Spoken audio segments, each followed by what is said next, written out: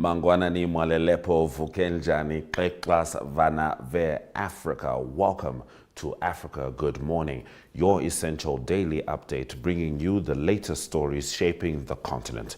Today we begin in Zambia, where the funeral of former President Edgar Lungu has sparked national turmoil. Then we turn to China's strategic diplomatic meetings with several African foreign ministers. We report on the UN's call for a new Chagos Islands agreement between the UK and Mauritius.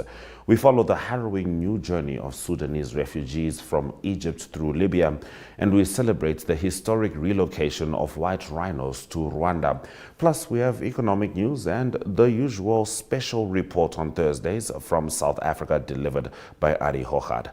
Watch us on DSTV 2 at 5, GOTV 25, 1up2.com, and NTV Africa on YouTube. My name is Ashwin Berry. Top story shortly.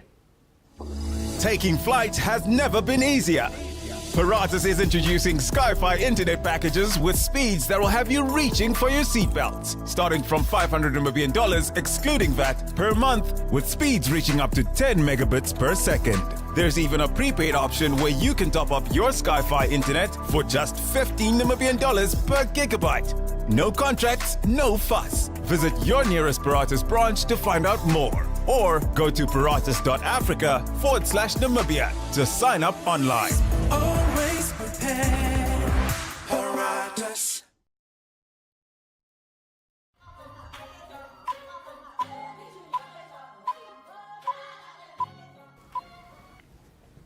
The passing of Zambia's former president Edgar Lungu at age 68 has sparked a chaotic and emotional standoff over his funeral arrangements, exposing deep political divisions in the country.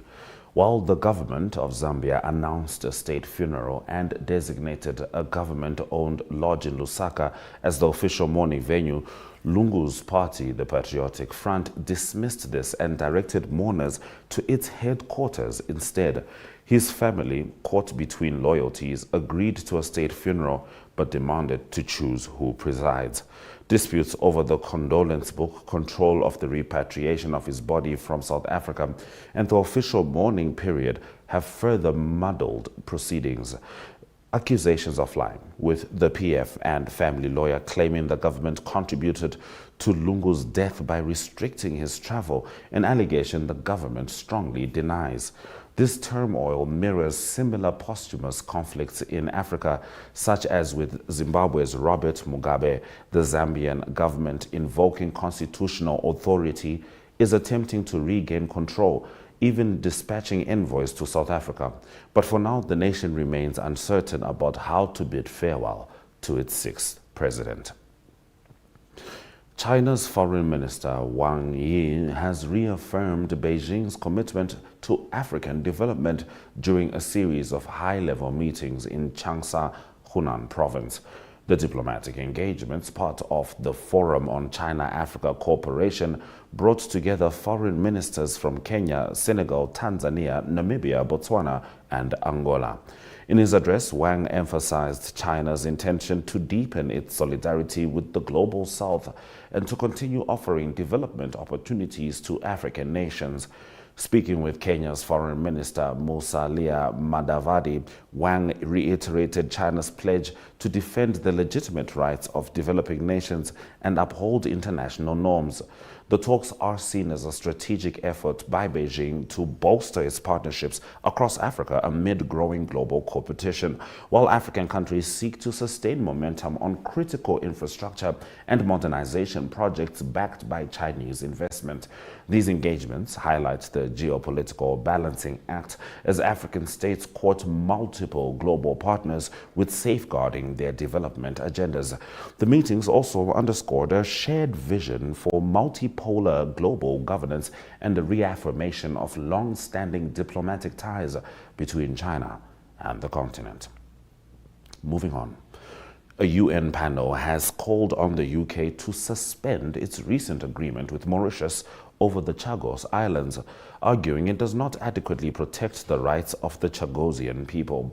Although the deal restores sovereignty to Mauritius, The UK retains control of the military base on Diego Garcia, the largest island in the archipelago. UN experts criticize this, saying it obstructs the Chagosians' right to return and their ability to access cultural and ancestral lands. They urged both countries to renegotiate the deal, which currently includes a €101 million annual payment over 99 years to maintain the base.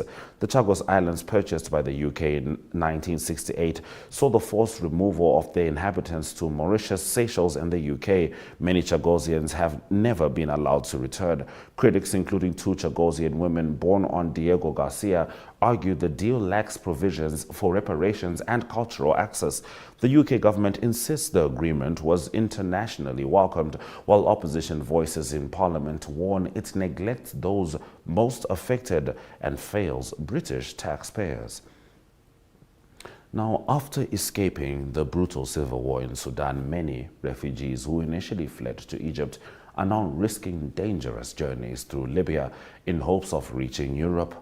Egypt, once seen as a place of refuge, has become increasingly inhospitable due to economic hardship, legal crackdowns, and growing deportations, pushing Sudanese migrants like Bah el-Din Yaqub to seek alternatives.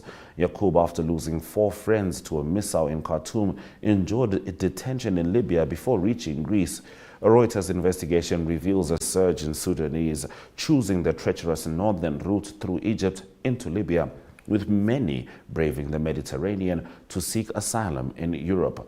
The UNHCR reported a 134% increase in Sudanese arrivals in Europe so far, despite Egypt's denial of discriminatory treatment. Critics argue that Egypt is leveraging migration to secure EU funds, with deportations happening even to those with refugee status.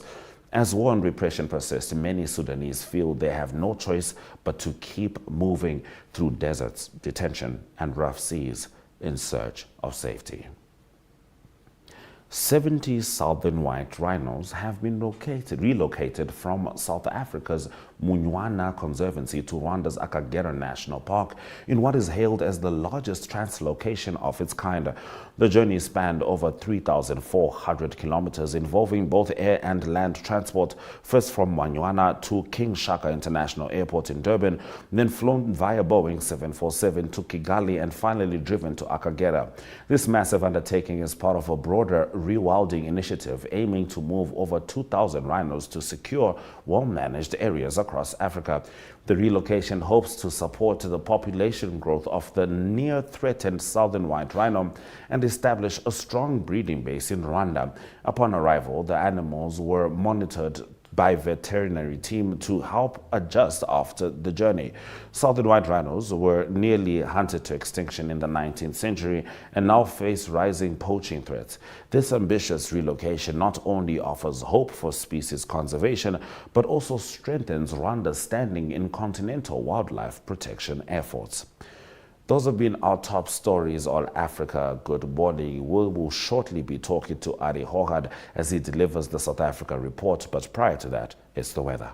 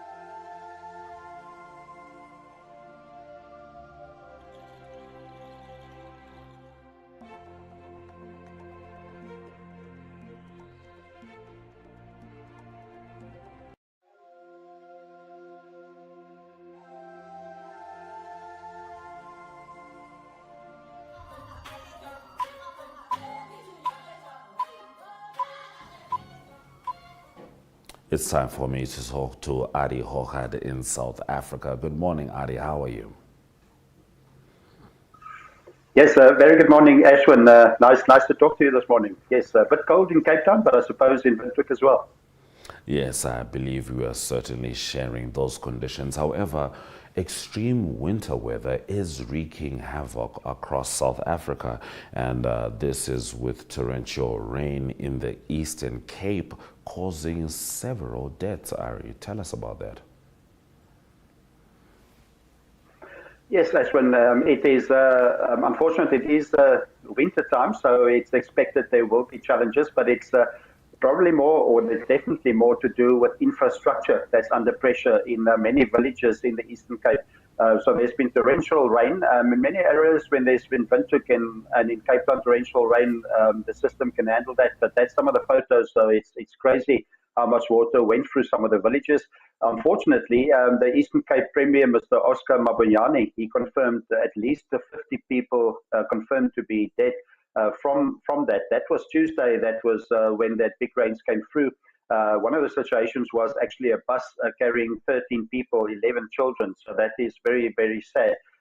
So it's also people trying to be brave, like in the photo there, to go over low water bridges. And we also see that in Namibia as well, when people, even in winter, try to go over bridges and they underestimate the strength and the power and the weight of the water. So the challenge at the moment is infrastructure, but there's, according to the Department of Health in the Eastern Cape, they sent more medical rescue teams to the area.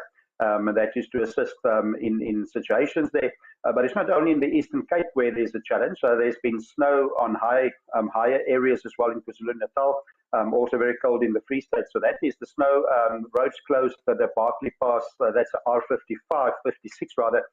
So that's closed. So many infrastructures have been challenged. So it's for South Africans nice to see the show, but it's not to see the snow, but it's not nice when it's creating havoc in infrastructure and people trying to get from A to B. So President Cyril Ramaphosa also said he displayed for everybody to display caution, especially crossing lower bridges, etc. So that is part of the weather at the moment in South Africa. So it's cold, but people need to take care. All right, Arrie. Now, water security remains a top priority for the government, with the private sector expected to play a significant role in achieving it. Yes.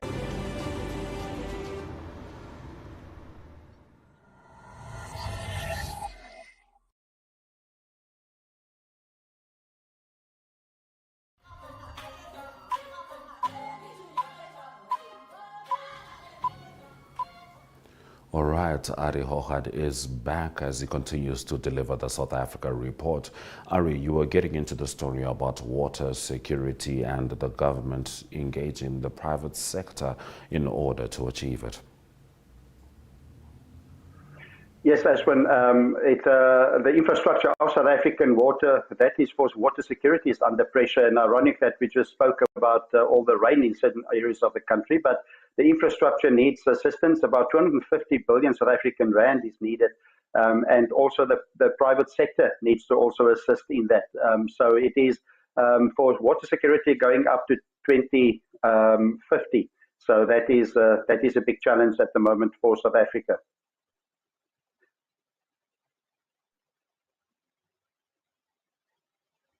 Those are some of the dams. That's one of the big dams in South Africa. So hopefully the private sector can also help to secure that our children will also have the benefit of enough water for South Africa in future.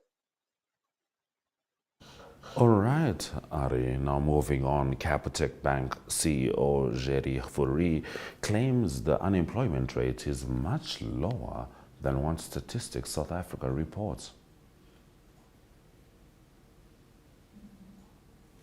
All right, it seems like we're having some significant issues there with Arrie. We're going to have a look at the economic indicators before we return.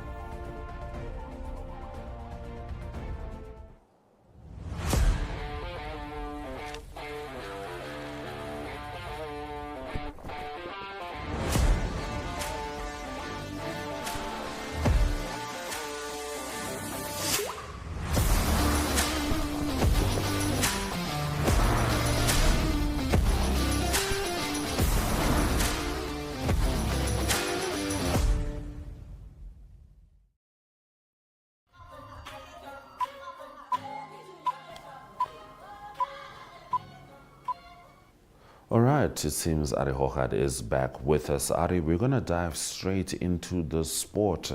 Do talk to us about the Proteas. Yes, Ashwin. Yep, seems to be some challenges on the internet. Maybe it's a cold. Yes, cricket, it's South Africa playing in the final of the Test Championship. That is at the Lords in London. It's a once-off test, so that is quite a big test for South Africa, not in words, but also in action. So they're playing against Australia. So that is Steve Smith. He scored some runs in his first innings. Australia batting first, South Africa winning the toss. 212 all out, so a good bowling performance, especially by Chagos Islands. He's a South African hero and champion. We're proud of him, even with all the challenges that he went through. He came back very strong. So that's Chagos Islands there. He took 5 wickets. He's going to be on the board there. They put the names up there. Very well done. So South Africa, unfortunately, battling with the bat, 43 for the loss of 4 wickets. So lots to do today to try and get close to the score of Australia. But hopefully somebody can stuck in there and get some runs. So that is a big achievement for South Africa playing in that test. And then also other sport is that the Bulls will play in the final this coming weekend of the United Rugby Championship. That is against Leinster. That is in Dublin. A tough assignment for them. That's the United Rugby Championship. So a big final. The Bulls played in the previous 2 finals, 2 of the last 3 finals. That was all the finals they've been in South Africa. Now it's away. That is what the wing of the Bulls showing what they can do. But it's a very tough assignment. The Leinster team packed with the Island internationals. So I've got a few Springboks also in the Bulls team, but tough to play away in that. And then just lastly in sport also, the US Open Golf for men starts. That is today. That's in Oakmont in Pittsburgh in the USA. 3 South Africans playing there. That will be Eric van Rooyen, Christian Besaidnout and Tristan Lara. That's the Oakmont course. That is Christian Besaidnout, tough course, thick rough. The fairways are not very wide, and then also hard greens and fast greens. So it's going to be very challenging for any player to get under par in that tournament. All right, Arrie, now before you wrap up, tell us about Sutherland. I hope I said that right. Yes, I went to... Yes, perfect. Sutherland, perfect. And I went to Sutherland because it's known to go and watch stars and see what it looks like when there's no city lights and extra lights. It's 400 kilometers away from Cape Town, but it's also cold this time, lots of snow. And that's the impressive SALT. They call it the SALT. It's the South African Large Telescope, and you can see why they say it's the large telescope. It's all of 11 meters by 10 meters wide, so it's a massive telescope looking up into the sky. That's 16 kilometers away from Sutherland, and that is the planetarium that is in Sutherland. It looks small, but it can host 30 people, and you can watch a 3D astronomy show there as well. They also have 11 and 14-inch telescopes. You can gaze into the sky there, quite open there, and it's quite distant. It's in the Karoo. It's 400 kilometers from Cape Town. It's 1,790 meters above sea level, so it's a perfect place to go there. Book a quiet bed and breakfast there. Enjoy what you can see from the stars. But now, when you go there now, it's going to be cold as well. But it's also beautiful. They might get snow there as well. But a beautiful place to visit. And that planetarium is open 7 days a week. So it's a good tourism spot. So I went off the beaten track a little bit. But remember, if you love to watch the stars, you can go to all those big telescopes and do it in a decent way. So that is entertainment for South Africa. All right, Arrie, I don't know if you know this, but Ashwin actually means star in Hindi. So, you know, some poetry there. Thank you very much for bringing us the South Africa report. Thank you, Ashwin. Yes, you're a star indeed, and hopefully Rwanda will continue to be a star in London. Thank you. Bye-bye. All right, so we're going to dive straight into our economic news, which is still from South Africa. Macadamia farmers in South Africa, the world's leading producer of the premium nut, are urgently seeking new international markets following a proposed 31% U.S. import tariff announced by President Donald Trump. Although the levy has been paused pending negotiations and has shaken farmers like Jean Likanya, who built farms over 20 years in Limpopo's Madimbo Valley and recently harvested 25 tons of nuts. The U.S. is South Africa's largest macadamia market after China, and any disruption could significantly impact the industry. Likhanya, who employs 78 workers and plans to triple production in 4 years, is now in talks with potential buyers in India, a country with a vast consumer base of 1.5 billion people. He sees diversification as crucial, especially amid growing concerns over trade barriers. Other agricultural sectors are also alarmed. Citrus growers warn that similar tariffs could jeopardize up to 35,000 jobs tied to $100 million in U.S. exports annually. Now, Likhanya, a board member of industry body of Macadamia South Africa, called the situation a lose-lose, explaining that U.S. jobs in nut processing also hang in the balance. He stressed the mutual interdependence between producers and processors and hopes for a resolution that preserves trade ties while encouraging market expansion. The tariff threat has added urgency to long-standing calls for market diversification, with India emerging as a key target due to its population size and rising demand for healthy, high-value foods. As South African farmers brace for uncertain trade negotiations, many are positioning themselves to mitigate future shocks through strategic export shifts. The episode underscores the vulnerability of agricultural sectors to geopolitical policy shifts and the importance of building resilience through broader market access. All right, that's been our economic news story, and those have been our stories on Africa Good Morning, DSTV 285, GOTV 25, oneup2.com, and NTV Africa on YouTube. Tomorrow, we give you a weekly recap and, of course, the latest news from me, Ashwin Bedi, and the Africa Good Morning team, Swera Jaganaka.